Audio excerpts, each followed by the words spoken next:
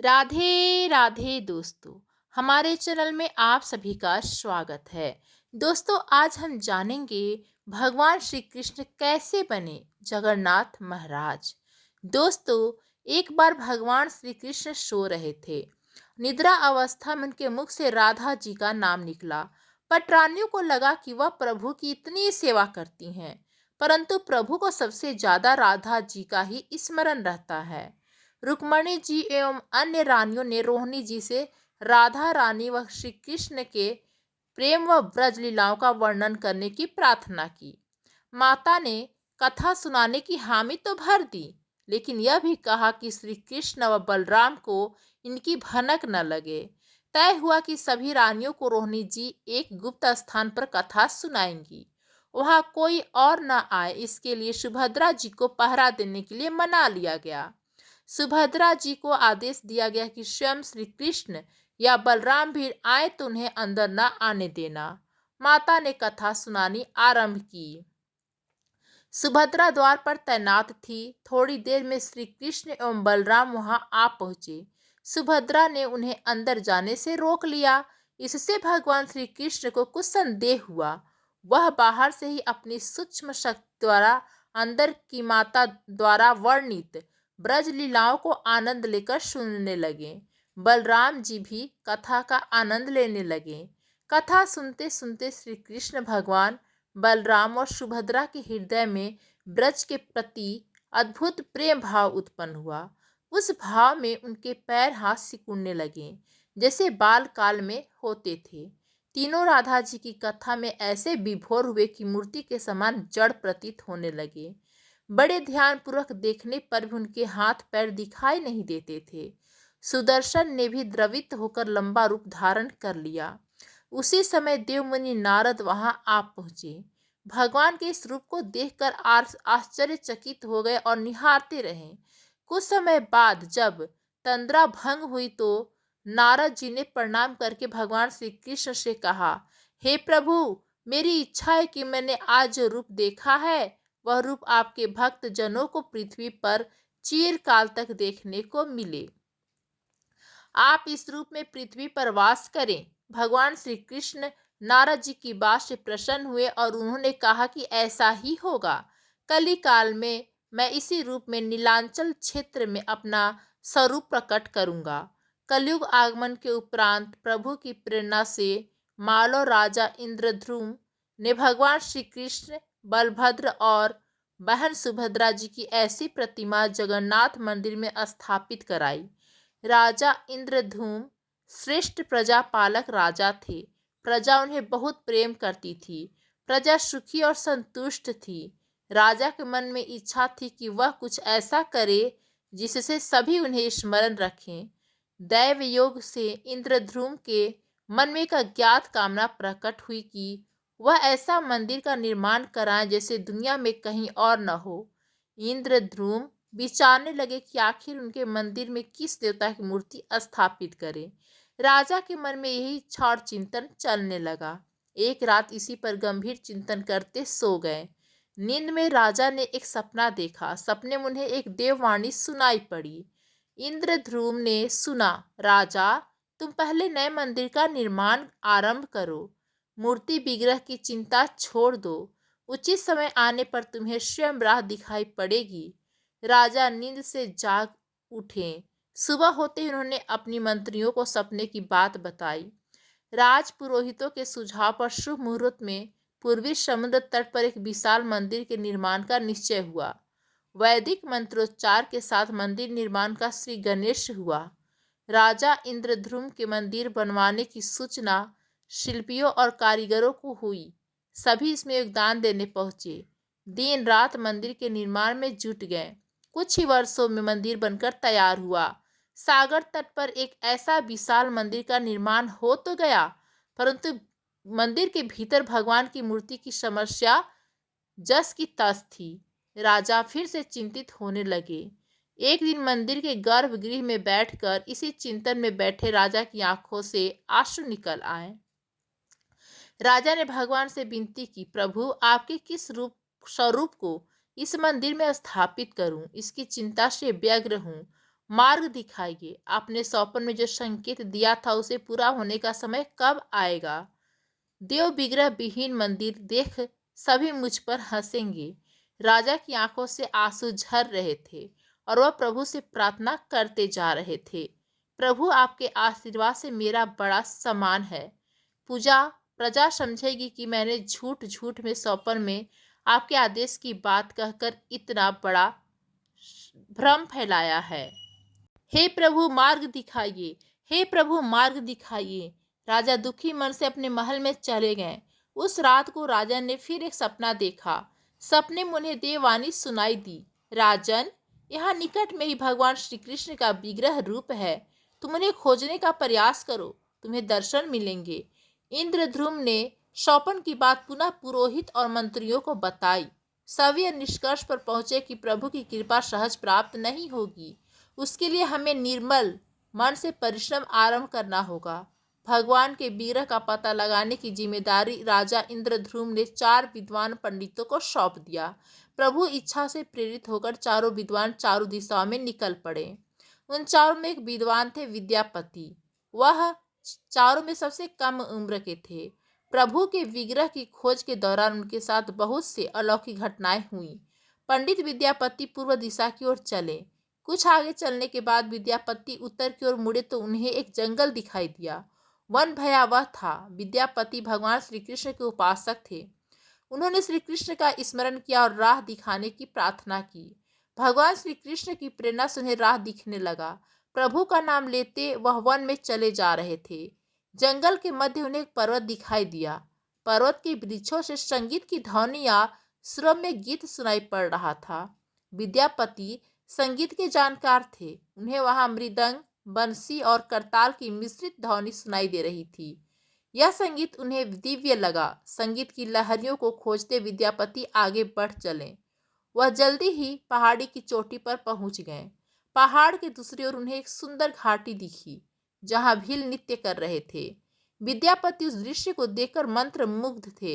सफर के कारण थके थे, पर संगीत की थकान मिट गई और उन्हें नींद आने लगी। अचानक एक बाघ की गर्जना सुनकर विद्यापति घबरा उठे। बाघ उनकी ओर दौड़ता आ रहा था। बाघ को देखकर विद्यापति घबरा गए और बेहोश होकर वहीं गिर पड़े। बाघ विद्यापति पर आक्रमण करने ही वाला था कि तभी एक स्त्री ने बाघ को पुकारा, बाघा। उस आवाज को सुनकर बाघ मौन खड़ा हो गया। स्त्री ने उसे लौटने का आदेश दिया तो बाघ लौट पड़ा। बाघ उस स्त्री के पैरों के पास ऐसे लौटने लगा जैसे कोई बिल्ली पुचकार सुनकर खेलने लगती है। युवती बाघ की पीठ को प्यार से थपथपाने लगी और बाघ स्नेह से लौटता रहा। वह स्त्री वहां मौजूद स्त्रियों में सर्वाधिक सुंदर थी। वह भीलों के राजा विश्वासु की इकलौती पुत्री ललिता थी। ललिता ने अपने सेविकाओं को अचेत विद्यापति की देखभाल के लिए भेजा। सेविकाओं के झरने से जल लेकर विद्यापति पर छिड़का। कुछ देर बाद विद्यापति की चेतना लौटी, उन्हें जल पिलाया गया। विद्यापति यह सब देखकर कुछ आश्चर्य में थे।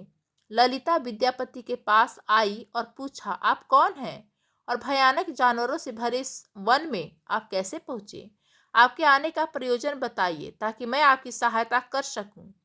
विद्यापति के मन से बाघ का भय पूरी तरह नहीं गया था।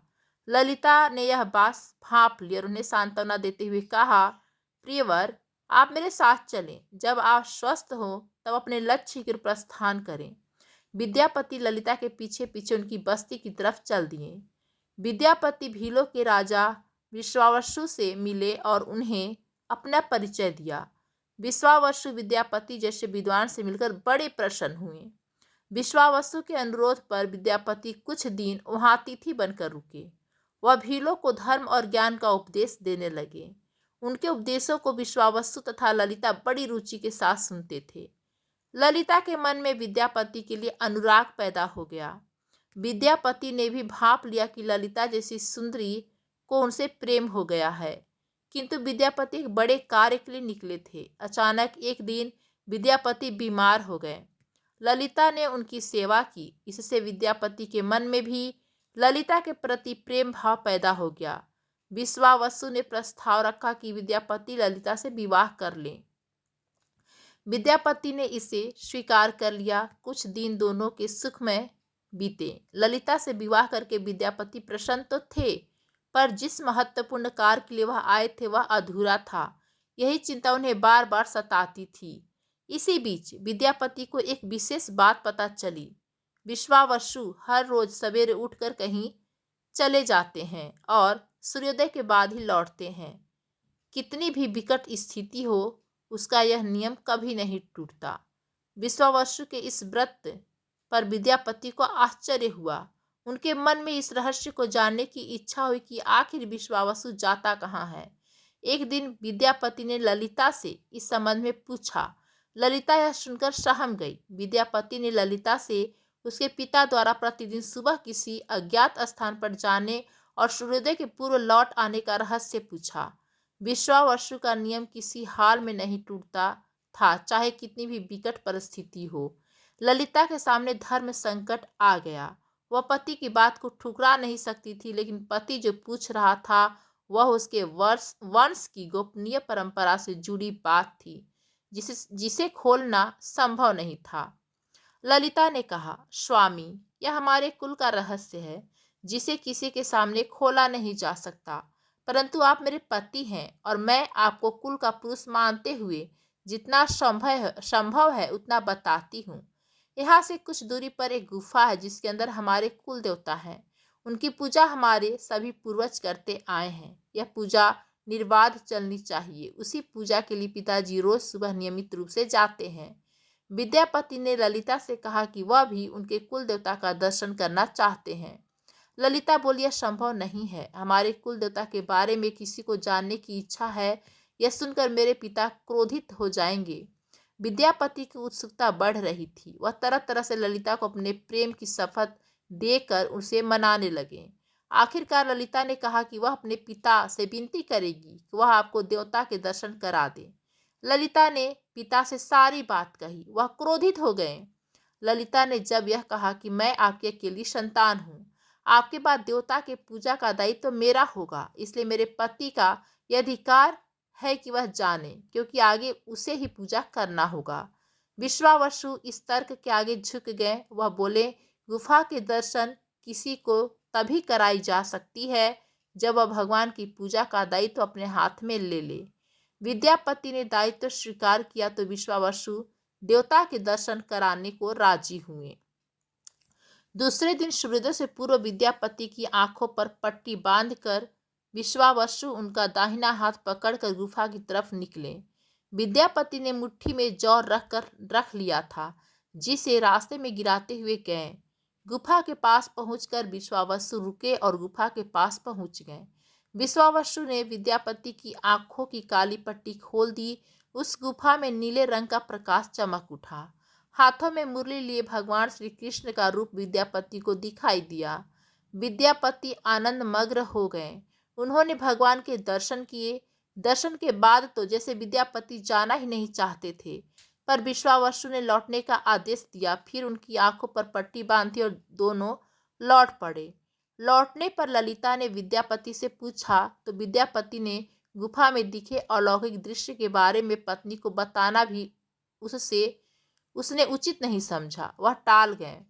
यह तो जानकारी हो चुकी थी कि विश्वावसु श्री कृष्ण की मूर्ति की पूजा करते हैं।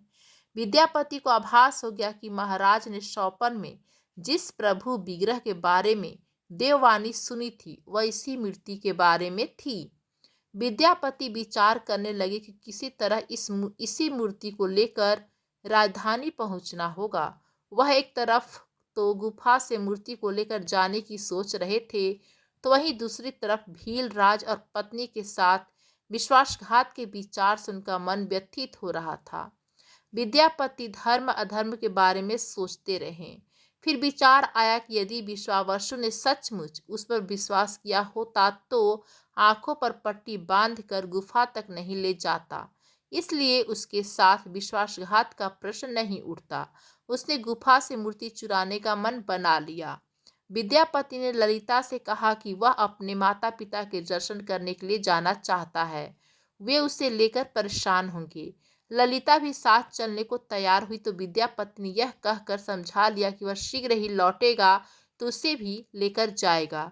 ललिता मान गई। विश्वावसु ने उसके लिए घोड़े का प्रबंध किया। अब तक सरसों के दाने से पौधे निकल आए थे। उनको देखता विद्यापति गुफा तक पहुंच गया। उसने भगवान की स्तुति की और क्षमा प्रार्थना के बाद उनकी मूर्ति उठाकर झोले में रख ली। शाम तक वह राजधानी पहुंच गया और सीधा राजा के पास गया। उसने दिव्य प्रतिमा राजा को सौंप दी और पूरी कहानी सुनाई। राजा ने बताया कि उसने कल एक सपना देखा कि सुबह सागर में एक कुंदा बहकर आएगा। उस कुंदे की नक्काशी करवाकर भगवान की मूर्ति बनवा लेना, जिसका अंश तुम्हें प्राप्त होने वाला है। वह भगवान श्री विष्णु का स्वरूप होगा। तुम जिस मूर्ति को लाए हो वह भी भगवान विष्णु का अंश है। दोनों आश्वस्त थे कि उनकी तलाश पूरी हो गई है। राजा ने कहा कि जब भगवान द्वारा भेजी लकड़ी से हम इस प्रतिमा का बड़ा स्वरूप बनवा लेंगे, तब तुम अपने ससुर से मिलकर उन्हें मूर्ति वापस कर देना। उनके कुल देवता का इतना बड़ा विग्रह एक भव्य मंदिर में स्थापित देखकर उन्हें खुशी होगी। दूसरे दिन सूर्योदय से पूर्व राजा विद्यापति तथा मंत्रियों को लेकर सागर तट पर पहुंचा। शौपन के अनुसार एक बड़ा कुंदा पानी में बहकर आ रहा था। सभी उसे देखकर बहुत प्रसन्न हुए। कई नावों पर बैठकर राजा के सेवक उस कुंदे को खींचने पहुंचे। मोटी मोटी रस्सियों से कुंदे को बांधकर खींचा जाने लगा, लेकिन कुंदा टस से मस नहीं हुआ और लोग भेजे गए, लेकिन सैकड़ों लोग और नावों का प्रयोग करके भी कुंदे को हिलाया तक नहीं जा सका। राजा का मन उदास हो गया। सेनापति ने एक लंबी सेना कुंदे को खींचने के लिए भेज दी। सारे सागर में सैनिक ही सैनिक नजर आने लगे, लेकिन सभी मिलकर कुंदे को अपने स्थान से हिला तक न सके। सुबह से रात हो गई। अचानक राजा के काम रोकने का आदेश दिया। उसने विद्यापति को अकेले में ले जाकर कहा कि वह समस्या का कारण जान गया है। राजा के चेहरे पर संतोष के भाव थे। राजा ने विद्यापति को गोपनीय रूप से कहीं चलने की बात कही। राजा इंद्रद्युम्न ने कहा कि अब भगवान का विग्रह बन जाएगा, बस एक काम करना होगा। राजा इंद्रद्युम्न को भगवान की प्रेरणा से समझ में आने लगा कि आखिर प्रभु के विग्रह के लिए जो लकड़ी का कुंदा पानी में बहकर आया है वह हिल डुल क्यों नहीं रहा। राजा ने विद्यापति को बुलाया और कहा, तुम जिस दिव्य मूर्ति को अपने साथ लाए हो उसकी अब तक जो पूजा करता आया है उससे तुरंत भेंट करके क्षमा मांगनी होगी। बिना उसके स्पर्श किए यह कुंदा आगे नहीं बढ़ सकेगा। राजा इंद्रद्युम्न और विद्यापति विश्वावसु से मिलने पहुंचे। राजा ने पर्वत की चोटी से जंगल को देखा तो उनकी सुंदरता को देखते ही रह गए। दोनों भीलों की बस्ती की ओर चुपचाप चलते रहे। इधर विश्वावसु अपने नियमित दिनचर्या के हिसाब से गुफा में अपने कुल देवता की पूजा करने के लिए चले। वहां प्रभु की मूर्ति गायब देखी तो वह समझ गए कि उनके दामाद ने यह छल किया है। विश्वावसु लौटे और ललिता को सारी बात सुना दी।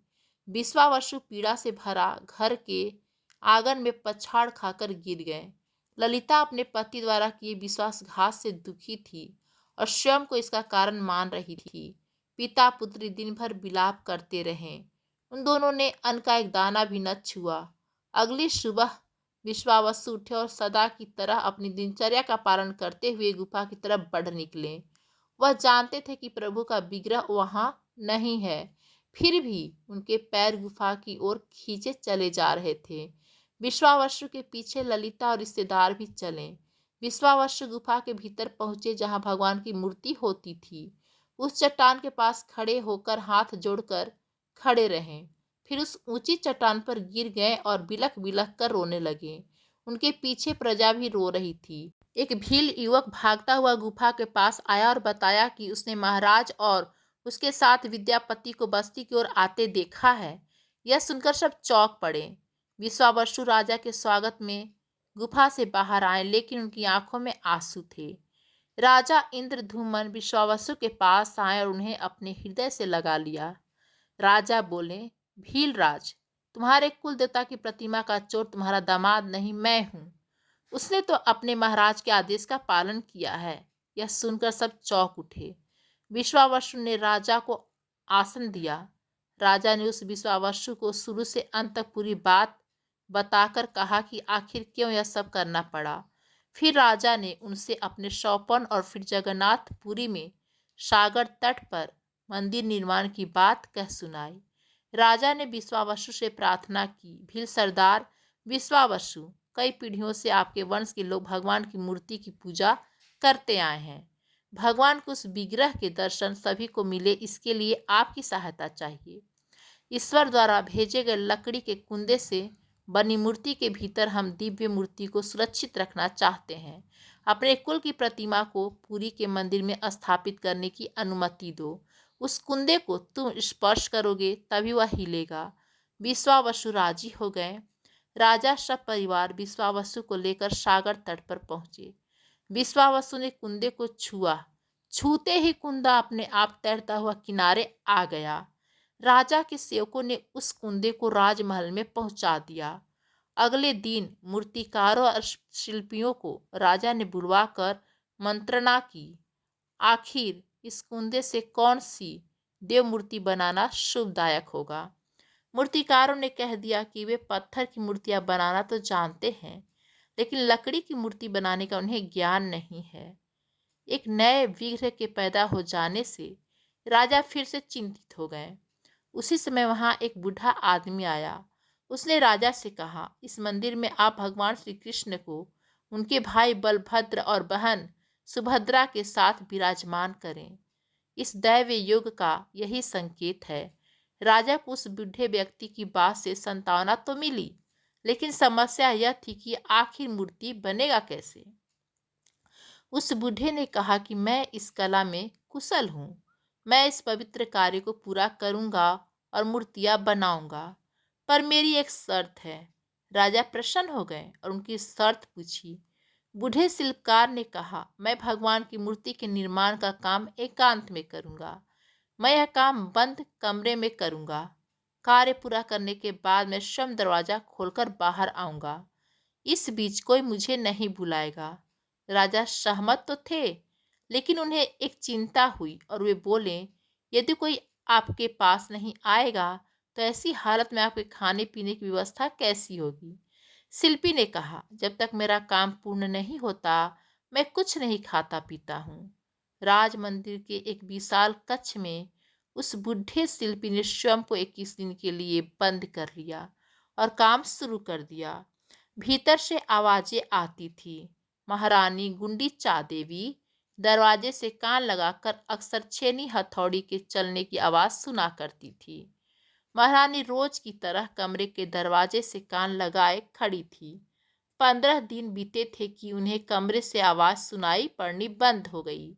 जब मूर्तिकार के काम करने की कोई आवाज न पड़ी तो रानी चिंतित हो गईं। उन्हें लगा कि वृद्ध आदमी है, खाता पीता भी नहीं, कहीं उसके साथ कुछ अनिष्ट न हो गया हो। व्याकुल होकर रानी ने दरवाजे को धक्का देकर खोला और भीतर झांक कर देखा। महारानी गुंडीचा देवी ने इस तरह मूर्तिकार को दिया हुआ वचन भंग कर दिया। मूर्तिकार अभी मूर्तियां बना रहा था, परंतु रानी को देखते ही वह अदृश्य हो गया। मूर्ति निर्माण का कार्य अभी तक पूरा नहीं हुआ था। हाथ पैर का निर्माण पूर्ण नहीं हुआ था। वृद्ध शिल्पकार के रूप में स्वयं देवताओं के शिल्पी भगवान विश्वकर्मा आए थे। उनके अदृश्य होते ही मूर्तियां अधूरी ही रह गईं। इसी कारण आज भी यह मूर्तियां वैसी ही हैं। उन प्रतिमाओं को ही मंदिर में स्थापित कराया गया। कहते हैं विश्वावसु संभवतः उस जरा बहेलिये का वंशज था जिसने अनजाने में भगवान श्री कृष्ण की हत्या कर दी थी। विश्वावसु शायद भगवान श्री कृष्ण के पवित्र अवशेषों की पूजा करता था। ये अवशेष मूर्तियों में छिपाकर रखे गए थे। विद्यापति और ललिता के वंशज जिन्हें दैत्यपति कहते हैं, उनका परिवार ही यहाँ अब तक पूजा करता है। जय जगन्नाथ, जय श्री कृष्ण। दोस्तों, कैसी लगी आपको यह वीडियो? कमेंट्स करके जरूर बताइएगा।